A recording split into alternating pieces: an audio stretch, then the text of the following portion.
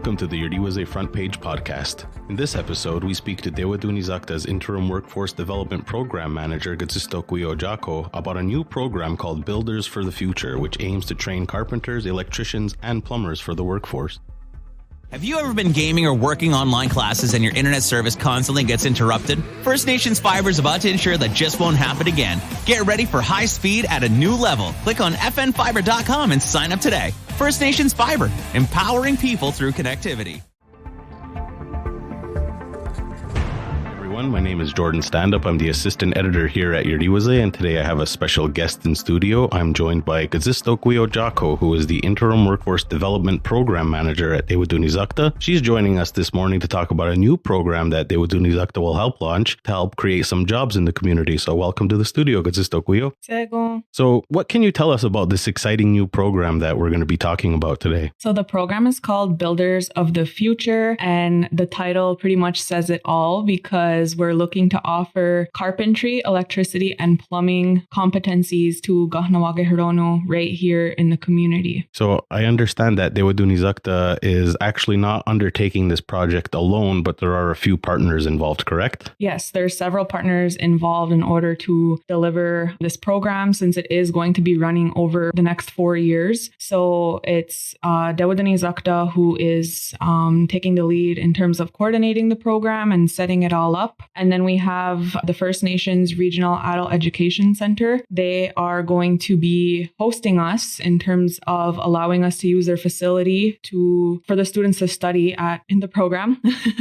And then we have Lester B. Pearson School Board, who's going to be teaching the electricity and plumbing modules. And then we have New Frontier School Board, who's going to be teaching the carpentry modules. And lastly, our funder for this program is Service Canada, who has approved us for funding for this project for $1.4 million. Okay, now, so you mentioned that the project is going to be a 4-year project. The first cohort is scheduled to begin in the fall. Now, how long will each cohort be? Each cohort is going to be 6 months long. So for this year, it's starting in fall 2023, and it will run from approximately the end of September to approximately April. And so each year, that is going to be the schedule moving forward. So at the end of the first cohort, we'll have a closeout, and we'll likely do a graduation ceremony and then prepare for our next cohort at this time next year as well. So how many hours are you looking at roughly for each cohort? For each cohort, they're going to gain approximately just over 600 hours for each of the competencies.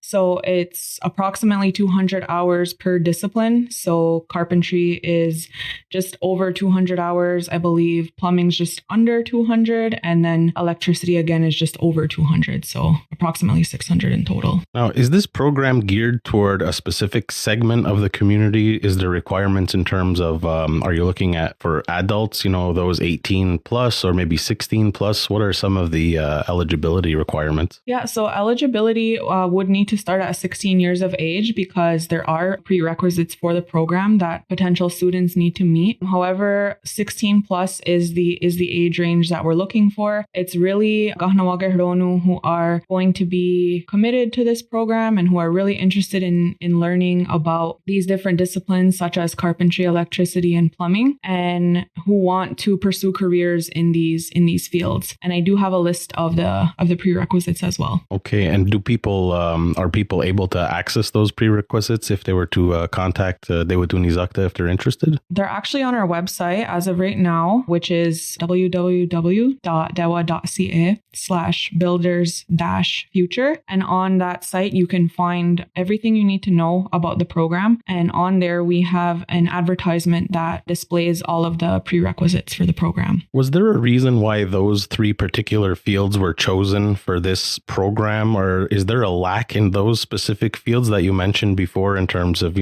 carpentry, electricians, and plumbing? Yeah, I think we're seeing more and more that there's less and less students who are wanting to pursue pursue these different careers, or maybe not necessarily that they don't want to pursue them, but there is a little bit of a barrier right now. From what I've been told from our counselors at Tewatohnhi'saktha, there is a little bit of a delay in terms of students being able to get into electricity and plumbing as it stands right now, because on the outside, those are really popular programs. And so there's quite long waiting lists as of right now for those two. And then for carpentry in the community, there's less students pursuing that career as well. And so we're looking to fill the demand in terms of the labor market for those three different careers. So the real incentive of this program is to not only have these Kanawagironu to be trained, but to also get them into the workforce as quickly as possible after completing the program, right? Yeah, so really there's two different end goals, and you just mentioned one, which is to have the students enter into the workforce upon completion of the program. They would most likely be able to enter easiest into carpentry in terms of the workforce. But the other goal is that students are going to get inspired to go and pursue their full DEP in either of the disciplines, so carpentry, electricity, or plumbing. And the benefit that they'll have is that not only will they be exposed to these three different disciplines and get to learn hands-on in each of these, but it'll give them insight on what they really want to do in terms of a career. So they have a taste of each of these, and then let's say two of the students are really keen on plumbing, and then they decide, okay, now I'm going to pursue my career in plumbing because I'm sure that that's what I really want to do. And so we're hoping that it'll inspire them to also go and pursue their DEP. So in that way, it's a pathway to that educational program and career. Now, I understand there's probably some people who are out there who are interested in the program and are thinking to themselves, well, how am I supposed to make money for 6 months while I'm in the program? However, I know that Tewatohnhi'saktha is able to help out on that end as well, right? Yes, of course. So as in any other vocational training program, Tewatohnhi'saktha is going to be providing student allowances to participants in our program. And so that allowance is dependent on how many dependents that a student may have, whether they're single or they have up to 4 dependents. Those rates vary. So there's support there in terms of the monetary benefit to study. And then we also are going to be offering anyone who has dependents, if they meet the criteria, to have their childcare costs covered as well. And because it's right here in the community, there's very minimal travel required of the students, whereas for DEP programs in carpentry, they have to go to Ormstown as of right now to study that program. And then for electricity and plumbing, that's outside of the community as well. So that's another benefit, is that travel time is very minimal for this program. Another question I think that would usually come about is, with programs like these, you're going to need a certain amount of equipment and, tools and different things like that. But I understand that those will also be provided to the participants of the program. Yeah, it's going to be fully covered. Tewatohnhi'saktha from our funder is going to be covering the costs of all of the program equipment and tools. Students are even going to personalize toolkits that they'll be able to take with them upon completion of the program. So as I mentioned, we do have program prerequisites. And so first is having a high school diploma. So as long as you have a high school diploma, which includes Kahnawake Survival School's diploma, it is also recognized. That determines your eligibility for the program. If you do not have a high school diploma, there's the following criteria that you should meet. So be at least 16 years of age as of September 30th and have completed secondary 4 in English, math, and French as recognized by the ministry. If you do not have that, you must be at least 18 years of age and have successfully completed the general development test. And if you do not have that, you must have obtained secondary 3 credits in English, French, and math as recognized by the ministry and are currently studying in a vocational program as of right now. So those are the different prerequisites that are required for the program for this year. And I just want to mention that if students don't meet any of those as of right now, what they can do is register at the First Nations Regional Adult Education Center to complete their requirements and then apply for the following year, because as I mentioned, this is a 4-year program. So if students know that they want to work towards being in the program next year, if they don't meet the current requirements, then we strongly encourage students to do that. And how many students are you looking for the first cohort? 8 students in total for each cohort. Okay. And how do they go about actually signing up for the program? So students have to apply to our program, and what they can do is visit our website that I mentioned earlier, which is dewa.ca/builders-future. And what we are requiring for students to submit is their resume, their letter of intent, their birth certificate, a valid photo ID, and proof of educational requirements based on one of the following prerequisites that I mentioned earlier. It is more of an application-based process because, as I mentioned earlier, we are looking for committed students who are seeking to complete the program, as there's a lot of benefits attached to attending. Has there ever been, I know that the program is just getting started, but does it have the opportunity to grow legs in the future and maybe start including different fields that are related to, carpentry and construction and different things like that as it goes along? I mean, it's definitely possible. Each year I think we're gonna learn from how year one went. That's why we do have that time in between